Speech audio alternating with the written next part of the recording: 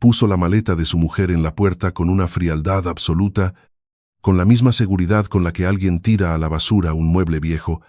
A su lado, la joven niñera sonreía con superioridad. En su mente, ya se veía como la nueva dueña de aquel espectacular chalet en La Moraleja. El servicio de la casa guardaba silencio, mantenían la mirada clavada en el suelo. Sabían que aquello no era una simple discusión matrimonial. Era el comienzo de un desastre. La mujer, que acababa de ser humillada y expulsada de su propia casa, no intentó discutir, se limitó a levantar su maleta con total serenidad. Miró a su marido directamente a los ojos y pronunció una sola frase, una frase cuyo verdadero significado él comprendería cuando ya fuera demasiado tarde. Espero que hayas leído con atención los documentos que llevas firmando todos estos años. Él solo soltó una carcajada burlona. En 72 horas, todo su imperio dejaría de pertenecerle, pero en ese momento, Alejandro Velasco aún no lo sabía. Hace 10 años, cuando Alejandro conoció a Elena, él era un emprendedor lleno de ambiciones y deudas. Tenía apenas un puñado de empleados y un sueño: construir la mayor empresa de logística del país. Por aquel entonces, nadie creía en él. Los bancos le denegaban los créditos, los inversores se reían de sus presentaciones, incluso sus propios amigos le aconsejaban que cerrara la empresa y se buscara un trabajo de verdad. Nadie, excepto Elena. Ella nunca pronunció grandes discursos, simplemente estuvo a su lado. Cada mañana era la primera en llegar a aquella diminuta oficina donde la calefacción apenas funcionaba en invierno. Ella misma atendía las llamadas de los clientes, llevaba la contabilidad, revisaba los contratos y preparaba los informes. Mientras Alejandro iba de reunión en reunión, era ella quien salvaba a la empresa de la ruina absoluta. Pero había algo que casi nadie sabía. Elena provenía de una familia inmensamente rica. Su padre, Sergio Navarro, era un hombre que prefería mantenerse alejado de los focos. En los círculos financieros de Madrid, su nombre se pronunciaba casi en susurros. Llevaba décadas comprando participaciones en empresas prometedoras. Rara vez acudía a actos públicos y jamás le había contado a su hija a cuánto ascendía realmente la fortuna familiar. Cuando Alejandro le pidió matrimonio, Sergio no se interpuso, se limitó a decirle a su hija unas palabras: si ese hombre te quiere, deja que construya su propia felicidad, pero si algún día olvida quién le ayudó a levantarse, siempre debes tener una forma de protegerte. Un mes después de la boda, un equipo de abogados de primer nivel redactó una compleja red de acuerdos corporativos. Sobre el papel, todo parecía indicar que Alejandro era el único propietario del negocio. Sin embargo, los activos clave se fueron registrando a través de una sociedad fiduciaria, una estructura cuyo beneficiario final siempre fue Elena. Alejandro nunca se paró a leer la letra pequeña de los contratos. Confiaba ciegamente en su mujer, y fue precisamente esa confianza la que, con el tiempo, se transformó en una peligrosa arrogancia. Pasaron los años, la compañía creció a un ritmo tan frenético que los medios la bautizaron como la gran revelación del sector. Abrieron oficinas en decenas de ciudades. El valor del negocio se calculaba ya en miles de millones de euros. El rostro de Alejandro aparecía constantemente en las portadas de las revistas económicas. Los periodistas lo llamaban el gran genio empresarial. Se acostumbró a escuchar únicamente las alabanzas hacia su propia persona. Nadie le preguntaba quién había diseñado durante años toda la estructura interna de la empresa. Nadie se fijaba en la mujer que se quedaba en el despacho de al lado hasta altas horas de la madrugada, corrigiendo los errores de los directivos y salvando acuerdos millonarios que estaban a punto de fracasar. Incluso el propio Alejandro dejó de fijarse en ella. El éxito lo fue cambiando poco a poco. Primero desaparecieron las cenas en pareja, luego llegaron los interminables viajes de negocios, y después, las fiestas de lujo. Elena intentaba hablar con él, pero siempre recibía la misma respuesta: tú no entiendes la presión que soporto ahora mismo. Pero ella entendía mucho más de lo que él imaginaba. Los informes financieros pasaban por sus manos a diario. Veía gastos que antes no existían: vuelos privados, regalos, joyas carísimas, facturas astronómicas en restaurantes exclusivos del barrio de Salamanca, pero, sobre todo, había un nombre que se repetía constantemente: Alba, la nueva niñera de su hijo de 5 años. Alba había aparecido en la casa casi por casualidad, o al menos, eso parecía. Era joven, atractiva y desbordaba seguridad. No tardó en aprender a decirle a Alejandro exactamente lo que él quería escuchar. «Eres un hombre increíble», le decía. «Tu visión de futuro no se puede comparar con la de nadie. No entiendo cómo una mujer como Elena no es capaz de inspirarte».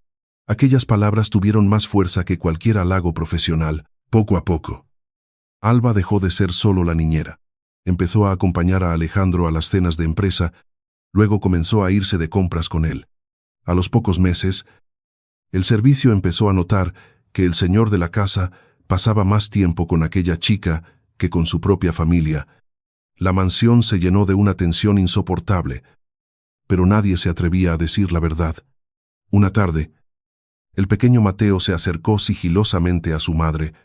«Mamá». Ella esbozó una sonrisa. «¿Qué pasa?» «Cariño». El niño se quedó callado un buen rato. Luego preguntó en un hilo de voz: «¿Por qué papá ahora abraza a Alba igual que te abrazaba a ti antes?» A Elena se le detuvo el corazón. Apretó a su hijo contra su pecho. Tenía ganas de llorar. Pero en lugar de eso, se limitó a acariciarle el pelo. «A veces los mayores cometen errores», le dijo. «Errores muy grandes». Mateo miró a su madre con mucha seriedad. Y luego, «Papá pedirá perdón». Ella no supo qué contestar, porque, por primera vez, ni ella misma lo sabía. Una semana después, Alejandro ya ni siquiera ocultaba la relación. Alba se paseaba del brazo de él por todos los eventos de la compañía.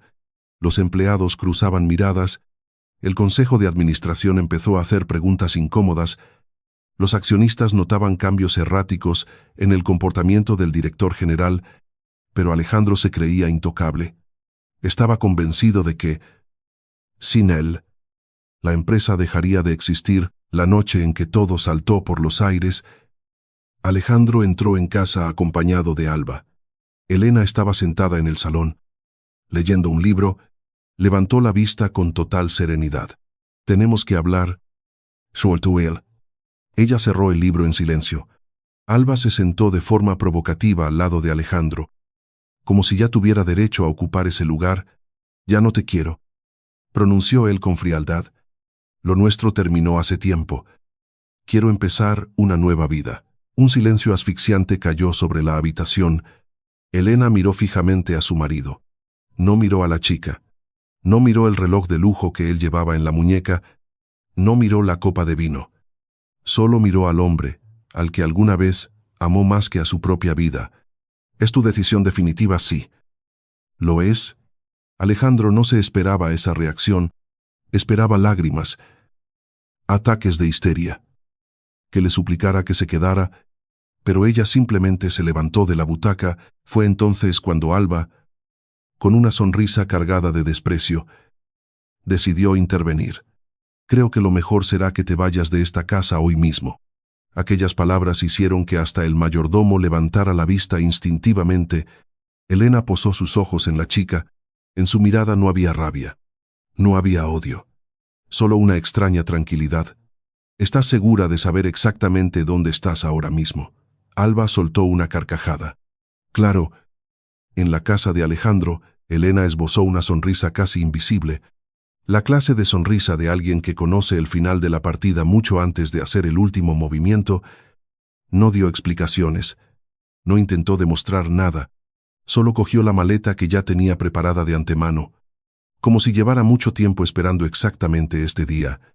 Al pasar junto a su marido, se detuvo un solo segundo. Su voz sonó sorprendentemente suave. «Mañana no llegues tarde a la oficina. Te espera una reunión muy peculiar». Alejandro se rió entre dientes. Estaba convencido de que era el último intento desesperado de una mujer herida por mantener la dignidad. Ni siquiera se dio cuenta de que el viejo mayordomo, al abrirle la puerta a Elena, hizo una reverencia mucho más profunda de lo habitual. Aquel hombre llevaba sirviendo a la familia Navarro desde mucho antes de que Alejandro apareciera en sus vidas, y entendía perfectamente lo que el señor de la casa no había logrado comprender. Algunas personas se marchan en silencio no porque hayan perdido, sino porque la victoria, hace mucho tiempo, ya les pertenece. Esa misma noche, Elena subió a su coche. Sacó de un maletín de cuero una fina carpeta azul que contenía documentos originales, la abrió despacio y por primera vez en muchos años marcó el número de la persona que llevaba todo este tiempo esperando una sola llamada. «Buenas noches». «Papá», dijo Elena en voz baja en cuanto le contestaron. «Así que, al final, el día ha llegado», respondió Sergio Navarro con total serenidad. Ella cerró los ojos. «Sí». Ambos guardaron silencio durante unos segundos, no porque no supieran qué decir, sino porque los dos conocían el precio de aquel silencio. «¿Estás completamente segura?», preguntó por fin su padre. «Más que segura. Él mismo ha tomado la decisión. Entonces mañana a primera hora se pondrá todo en marcha». Elena tomó aire profundamente. «Pero sin venganzas». «Por favor», Sergio esbozó una media sonrisa. «Esto no es una venganza. Es la ejecución de un contrato». Ella colgó el teléfono y miró por la ventanilla del coche. Las luces de la ciudad de Madrid se desdibujaban bajo la lluvia, como si el propio destino estuviera borrando una vida para empezar a dibujar otra. Mientras tanto, en el Halle, Alejandro celebraba su recién estrenada libertad. Alba ya estaba dándole órdenes al servicio, como si hubiera sido la dueña de la casa toda su vida. «Estas cortinas hay que cambiarlas, y quitad todas esas flores de ahí. El despacho de arriba ahora será mío». Las empleadas se miraban de reojo, pero no decían nada. Solo Rosa, el ama de llaves que llevaba años cuidando de la familia, no pudo contenerse. «Disculpe». Pero la señora nunca se permitió hablarle al personal con ese tono. Alba la fulminó con la mirada. La antigua señora. Rosa se quitó el delantal con una parsimonia absoluta. En ese caso, la antigua ama de llaves dejó el manojo de llaves sobre la encimera y salió de la cocina sin mirar atrás. Dos empleados más siguieron sus pasos. Alba bufó. Molesta. La gente mayor siempre le tiene miedo a los cambios. Alejandro se encogió de hombros. «Contrataremos a gente nueva». No se le pasó por la cabeza preguntarse por qué personas que llevaban trabajando en su casa casi 10 años preferían marcharse el mismo día que Elena. La mañana siguiente comenzó de forma extraña. Antes de las 8 de la mañana, la secretaria intentó llamar a Alejandro varias veces. Él silenció el teléfono con fastidio. Solo cuando el aparato sonó por sexta vez, decidió contestar. «¿Qué pasa ahora, señor Velasco? Tiene que venir a la sede urgentemente». «¿Por qué todo el consejo de administración está aquí?» Y que la secretaria guardó silencio un segundo. «Me han dicho que la sesión ya ha empezado sin usted». Alejandro frunció el ceño. «Sin el consejero delegado sí». «¿Y quién la ha convocado?». La mujer tragó saliva. «El nuevo presidente de la Junta». «¿Qué nuevo presidente?». Pero la llamada ya se había cortado. 20 minutos después, su coche frenó en seco frente al imponente edificio de oficinas del Paseo de la Castellana. En la puerta principal había periodistas, cámaras de televisión y fotógrafos. Alejandro se quedó desconcertado. «¿Qué hace aquí toda esta prensa?». El vigilante de la entrada lo miró con nerviosismo. «No lo sé, señor». Sin embargo, cuando Alejandro intentó cruzar los tornos de seguridad, dos agentes de seguridad privada le cerraron el paso. «Buenos días». «Dejadme pasar». Los hombres se miraron el uno al otro. «Lo sentimos, pero tenemos que comprobar su acreditación». Él soltó una carcajada. «Estáis de broma». El jefe del equipo de seguridad parecía visiblemente incómodo. «Esa es la orden que hemos recibido esta mañana». Alejandro sintió que le hervía la sangre. «¿Quién ha dado esa orden?». «El comité ejecutivo». «Yo soy el comité ejecutivo». «Maldita sea». El guardia bajó la mirada. «¿Ya no?». «Señor». Esas dos breves palabras sonaron tan fuera de lugar que Alejandro se quedó mirándolo fijamente durante unos segundos. Luego, apartó a uno de ellos de un empujón y entró a zancadas. En la recepción se respiraba un ambiente irreal. Los empleados que hasta el día anterior se ponían de pie en cuanto él pasaba, ahora se limitaban a observarlo en silencio. Algunos incluso apartaban la mirada. Abrió de par en par las puertas de la sala de juntas. Alrededor de la enorme mesa estaban sentados todos los directivos. Había abogados, asesores financieros, rostros desconocidos que parecían ser de un gran fondo de inversión, y Elena estaba repasando unos documentos con total naturalidad, como si se tratara de la reunión de trabajo más rutinaria del mundo. Llevaba un impecable traje chaqueta azul marino y el pelo recogido de forma elegante por primera vez en mucho tiempo. Alejandro no vio a su esposa, vio a una mujer que desprendía esa misma arrolladora seguridad de la que él se había enamorado al principio, y que luego decidió ignorar. ¿Qué demonios significa esto?, exigió saber. Elevando la voz, no fue Elena quien respondió. Se levantó el abogado principal de la corporación. Señor Velasco, esta junta extraordinaria se está celebrando de estricto acuerdo con los estatutos de la empresa y con el pacto de socios. ¿Qué pacto? El abogado abrió una voluminosa carpeta con total parsimonia. El mismo pacto que usted firmó personalmente hace 9 años y que luego ha ido ratificando año tras año. Alejandro soltó una risa amarga. He firmado cientos de documentos en mi vida. Por eso, siempre recomendamos a nuestros clientes que los lean antes de firmarlos. El silencio en la sala era tan absoluto que se podía escuchar el segundero del reloj de pared.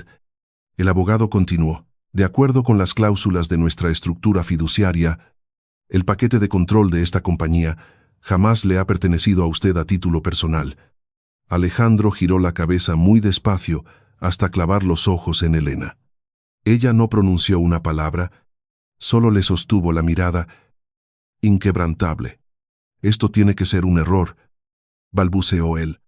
No lo es, respondió el abogado, y colocó sobre la mesa varios documentos originales.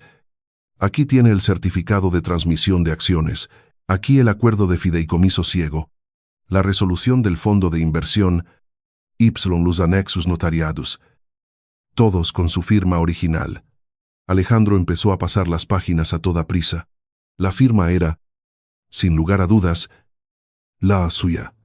Todas y cada una de ellas, pero no guardaba el más mínimo recuerdo de haber firmado algo así. Es imposible. El director financiero, un hombre mayor, rompió su silencio por primera vez. Alejandro, llevamos años advirtiéndote de que tenías que prestar más atención a los contratos corporativos. ¿Y por qué nadie me lo advirtió? De manera clara gritó. Varias personas miraron a Elena al mismo tiempo. Fue ella quien contestó en un tono tranquilo. Porque yo siempre te estaba cubriendo las espaldas. Él se quedó de piedra. Ella continuó, con la voz suave pero firme. Cada vez que querías firmar un bloque de papeles sin leerlos, yo los revisaba por ti. Cada riesgo innecesario, cada cláusula abusiva, cada contrato peligroso pasaba primero por mis manos. Creía que con eso estaba protegiendo a nuestra familia, pero anoche la familia dejó de existir. Sus palabras fueron demoledoras, y eso era precisamente lo más aterrador.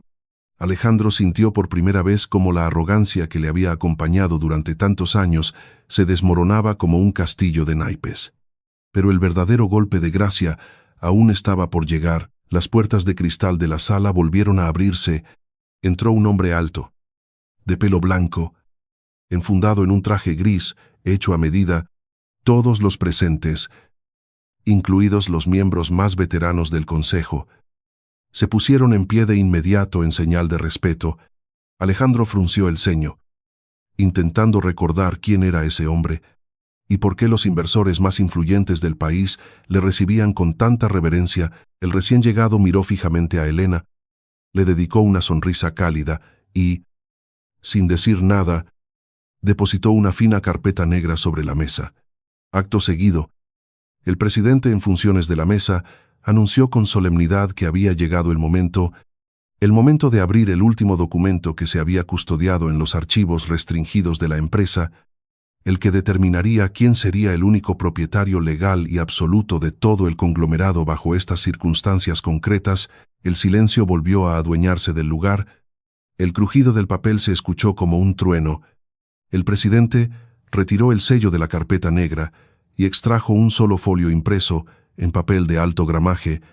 Abajo brillaban los sellos y firmas de varios notarios, y en la esquina superior derecha, una fecha de hacía 10 años.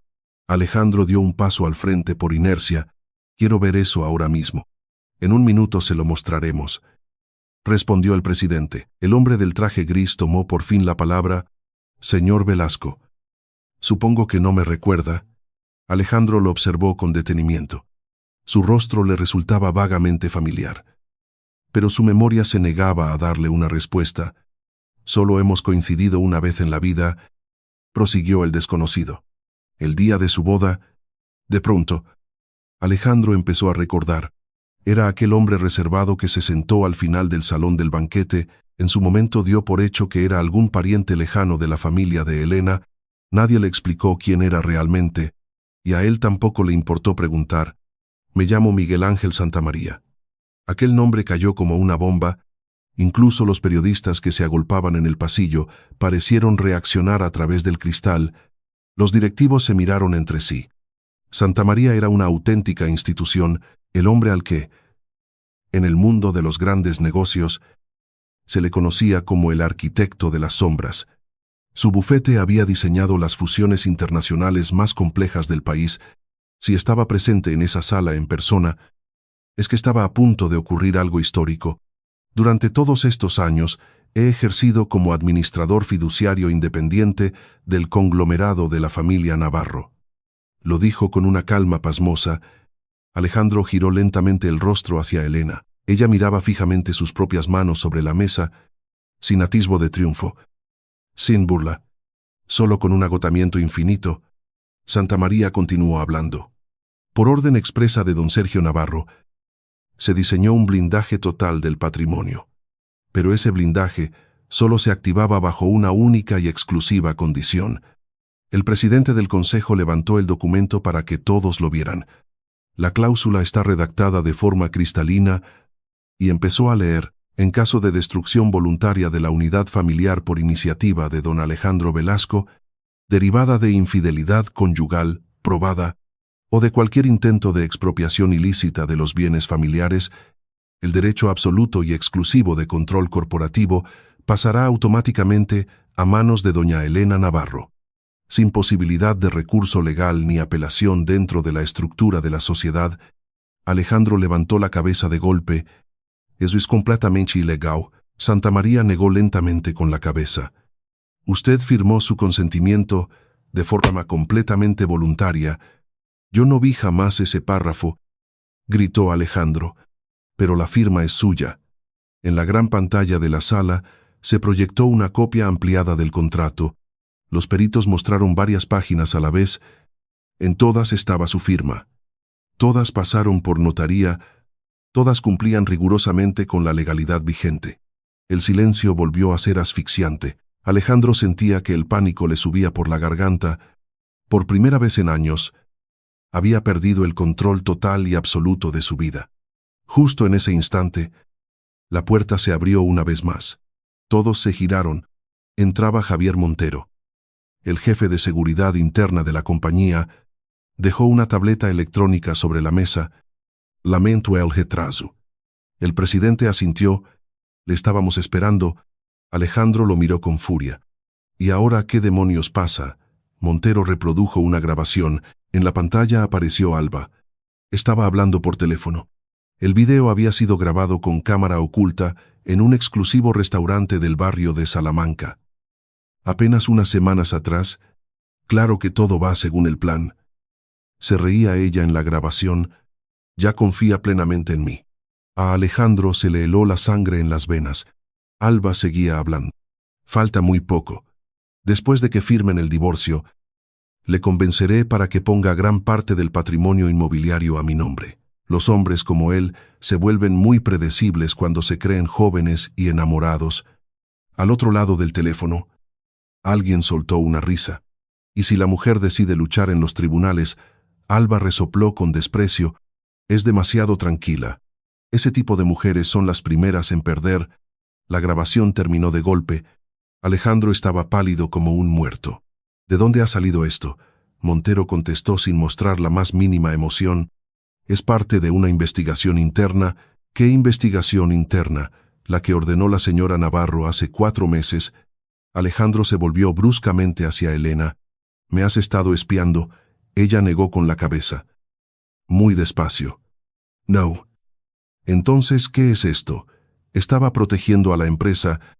Esa respuesta sonó tan limpia y sincera que Alejandro sintió todavía más vergüenza. Tras detectar los primeros movimientos financieros extraños, el Departamento de Seguridad inició una auditoría. Te aseguro que rezaba para que mis sospechas fueran un error. «¿Por qué no me dijiste nada?» Ella lo miró a los ojos, taladrándole el alma. «Sí que lo hice». Él se quedó mudo. «¿Te acuerdas de la noche en que te pedí que no hicieras a Alba empleada fija en casa?» Él recordó de pronto la escena. En aquel momento él se rió y le dijo que estaba loca de celos. «¿Recuerdas el informe confidencial de seguridad que te dejé en el despacho y que ni siquiera abriste?» Alejandro visualizó un sobre cerrado. Recordaba haberlo tirado en el cajón de la mesa sin siquiera leer el remitente. «¿Recuerdas la junta de hace 6 meses, cuando el director financiero te rogó que auditaras unos pagos sospechosos?» Él cerró los ojos. En aquel momento pensó que los contables eran unos paranoicos. Ahora todas las piezas del puzzle formaban una imagen aterradora. No había sido una sola persona la que intentó avisarle, habían sido decenas, y él no quiso escuchar a nadie. A esa misma hora, completamente ajena a todo, Alba se despertaba en el gran chalet. Bajó a la cocina caminando perezosamente. La casa estaba inusualmente silenciosa. «Rosa», llamó en voz alta. «¿Hay alguien ahí?» Nadie respondió. Sacó su teléfono y trató de llamar a Alejandro. El móvil daba señal de ocupado. Abrió la enorme nevera con fastidio. Estaba casi vacía. Unos minutos más tarde, sonó el timbre de la puerta principal. Alba sonrió satisfecha.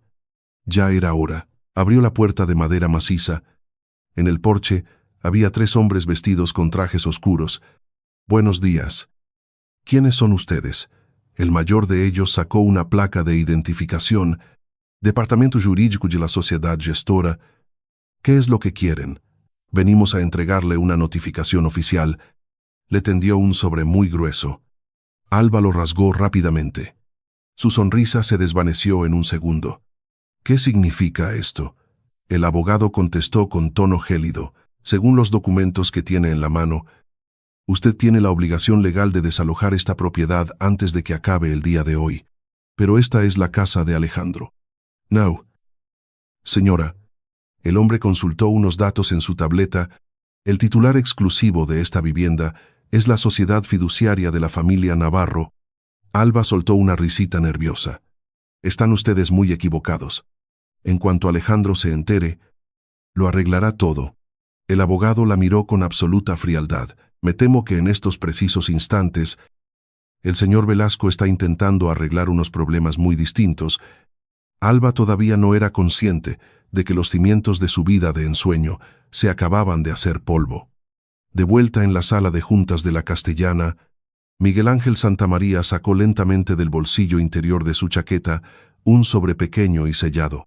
Llevaba escrita una advertencia: abrir únicamente después de hacerse efectivo el traspaso de poder. Lo puso delante de Elena y habló en un tono casi íntimo.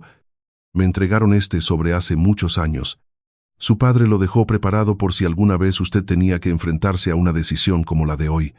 Una decisión que marcaría no solo la ruina de Alejandro, sino el futuro de las miles de familias que dependen de esta empresa». Elena se quedó mirando la inconfundible caligrafía de su padre durante unos segundos. Acarició el papel. Ni siquiera sospechaba que lo que estaba escrito en aquellas líneas iba a alterar su decisión tanto como ya había alterado la vida del hombre que hasta ayer se creía el rey del mundo. Sus dedos temblaban ligeramente. Cada letra estaba trazada con esa serenidad aplastante que tenía Sergio Navarro, como si hubiera viajado en el tiempo y hubiera visto a su hija sentada en esa misma silla. Santamaría rompió el silencio. Su padre insistió en que esta carta jamás fuera leída hasta que se cumplieran los requisitos exactos de la cláusula. Ni yo mismo sé qué pone dentro. Todas las miradas convergían en Elena.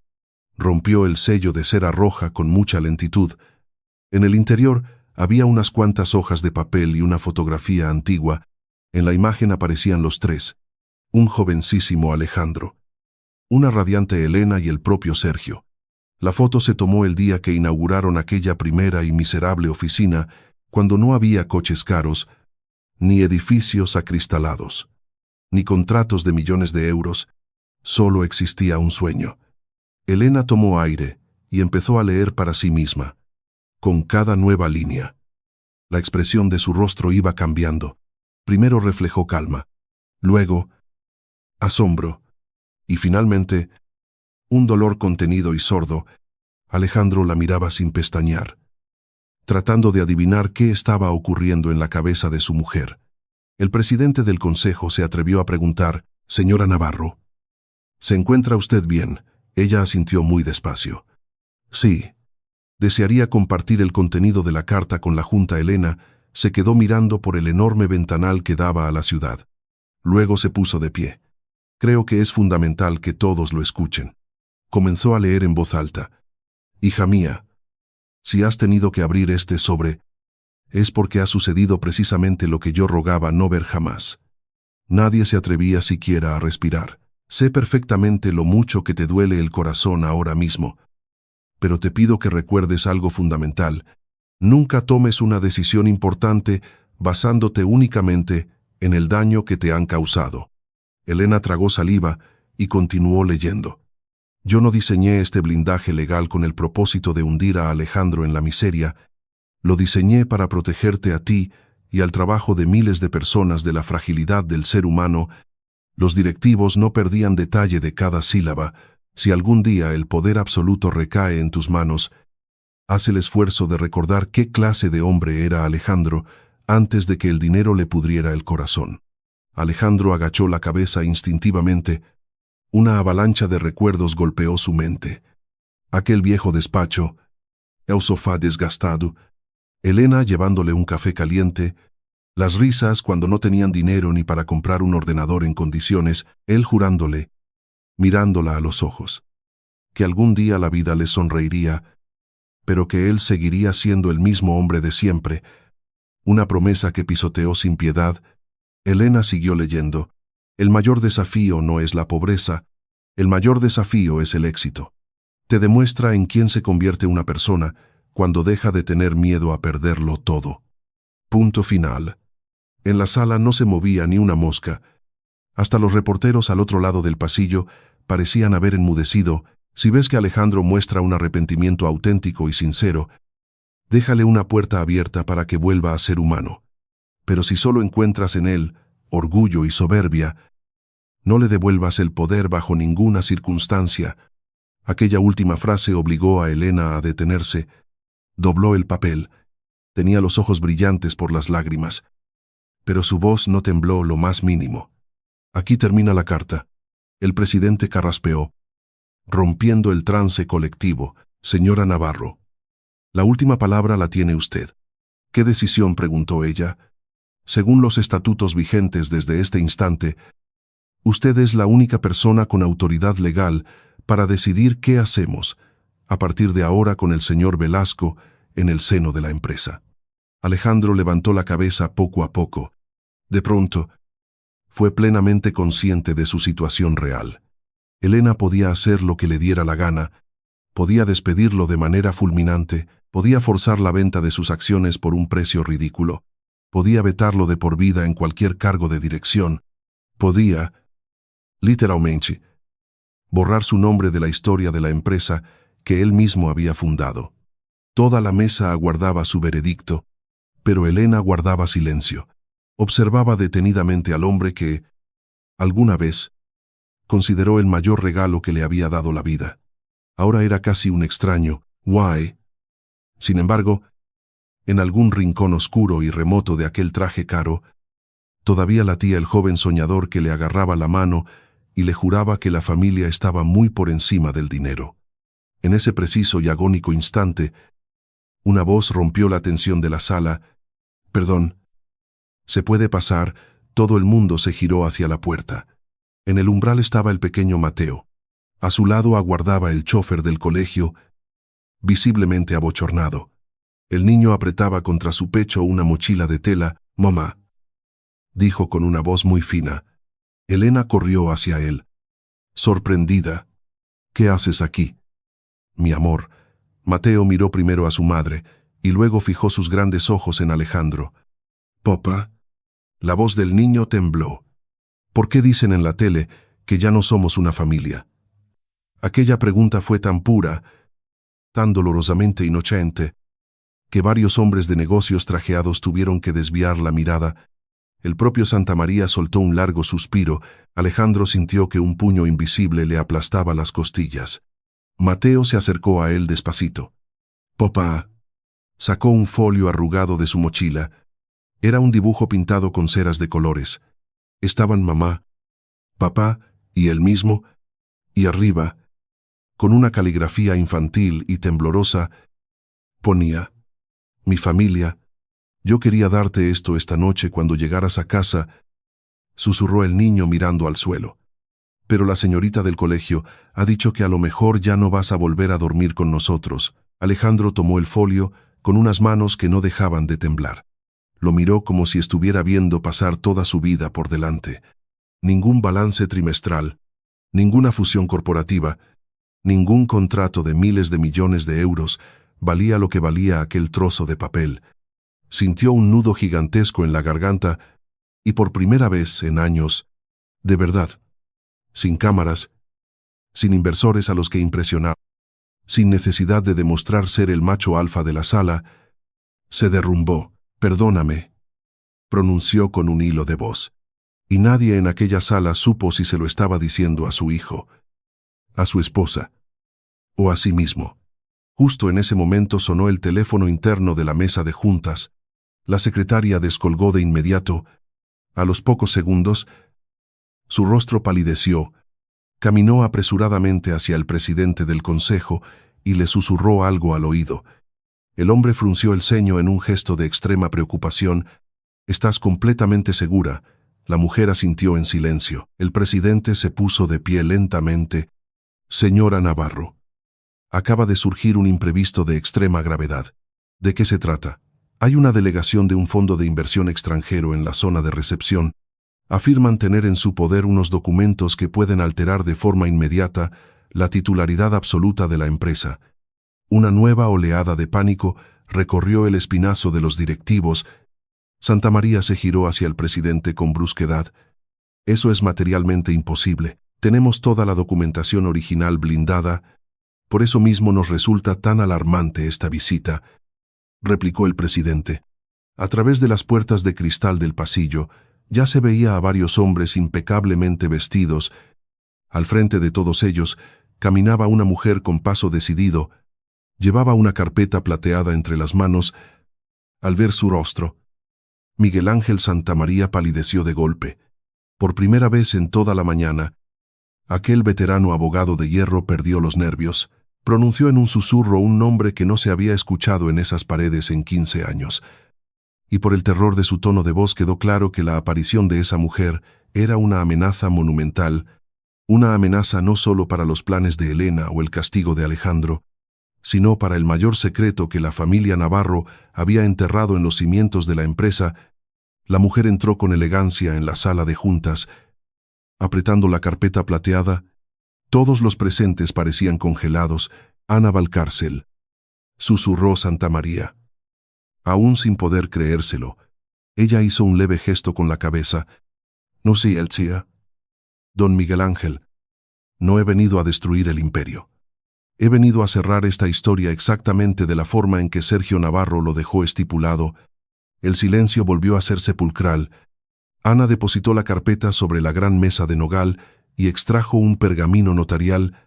«Hace 15 años, don Sergio Navarro firmó un contrato irrevocable conmigo. Si algún día su propia hija se veía obligada a elegir entre la venganza y la justicia corporativa, yo tenía el deber moral y legal de presentarme en la empresa este preciso día».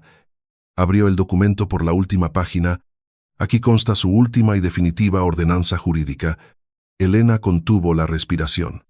Santa María examinó el papel con ojo clínico durante un minuto eterno y luego asintió lentamente. Es totalmente auténtico. El presidente del consejo tomó el folio y comenzó a leer, por la presente, corroboro que el dominio íntegro de la corporación pertenece a mi hija, doña Elena Navarro. No obstante, esta empresa no se levantó para saciar el hambre de poder de una sola familia, se levantó gracias a la sangre y el sudor de miles de trabajadores que le han entregado su vida.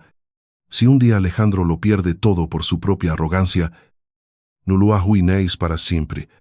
Haced que primero comprenda el verdadero precio de todo lo que ha perdido a lo largo del camino, punto y final. Nadie se atrevió a decir una sola palabra. Elena cerró los ojos muy despacio. Todo el sufrimiento, las humillaciones y el estrés de las últimas 24 horas se fundieron en una inmensa avalancha de recuerdos. Su primera cita, su discreta boda en aquel juzgado, el día que la empresa dio sus primeros beneficios, el nacimiento de su hijo, las noches en vela, los sueños compartidos, y de repente, el frío, la traición descarada y la humillación, pero el testamento moral de su padre no dejaba espacio para guardar rencor. Caminó lentamente hacia Alejandro. Él seguía de pie, paralizado, con el dibujo de su hijo apretado contra el pecho, como un hombre que acababa de despertar de un sueño de grandeza para estrellarse contra la realidad de sus propios actos. «Mírame a los ojos», le ordenó ella con voz muy suave. Él levantó la mirada, por primera vez en mucho tiempo. En sus ojos ya no brillaba esa insolente sensación de impunidad, solo quedaba arrepentimiento puro. «He perdido», susurró él. Completamente roto. Elena negó con la cabeza. «No. Alejandro, no has perdido una simple empresa». Hizo una pausa dramática que resonó en cada rincón del despacho. «Casi te pierdes a ti mismo». Aquellas palabras cayeron sobre él con el peso del plomo. Alejandro sintió cómo las lágrimas comenzaban a resbalar por sus mejillas de forma descontrolada. Ya no le importaba ocultarlas. Yo estaba convencido de que el éxito era lo que hacía a un hombre invencible. «Xoloso, te equivocabas», respondió Elena con infinita tristeza. «Entonces, ¿qué es lo que te hace fuerte?». Ella desvió la mirada hacia el pequeño Mateo. «La capacidad de seguir siendo una buena persona cuando tienes el poder y el dinero para convertirte en el mayor miserable del mundo». El silencio se podía cortar con un cuchillo. Elena dio media vuelta y se dirigió a todos los miembros del Consejo de Administración. «Mi decisión está tomada». Todos los directivos se inclinaron hacia adelante. Don Alejandro Velasco queda desde este momento destituido de su cargo como consejero delegado de la compañía. Él asintió en silencio. Era lo justo. Todas las facultades ejecutivas pasarán de inmediato a un nuevo comité de dirección. El presidente tomó nota en su acta, pero la siguiente frase hizo que todos los abogados levantaran la vista de sus papeles. Sin embargo, Alejandro mantendrá la propiedad intacta del paquete de acciones que le corresponde por su trabajo de todos estos años. No va a ser destejado ya esta empresa. Hasta Santa María la miró con absoluta perplejidad. Elena volvió a clavar sus ojos en su marido. «Pero solo podrás volver a ocupar un puesto en la dirección general cuando este consejo decida por unanimidad que has vuelto a ganarte el respeto de los trabajadores. Se acabaron los privilegios y se acabaron las excepciones para ti. Vas a tener que empezar a picar piedra desde el escalón más bajo. Exactamente igual que hicimos el primer día». Alejandro bajó la mirada con humildad. «Gracias». Sabía perfectamente que no le acababan de conceder un indulto gratuito. Le acababan de regalar una oportunidad que todavía tenía que sudar con sangre para merecerla. En ese momento, las puertas se abrieron por última vez. Entró Alba. Estaba pálida, desencajada. Ya la habían puesto en la calle y sabía que había perdido el chalé, los lujos y su ansiado estatus. Corrió desesperada hacia Alejandro.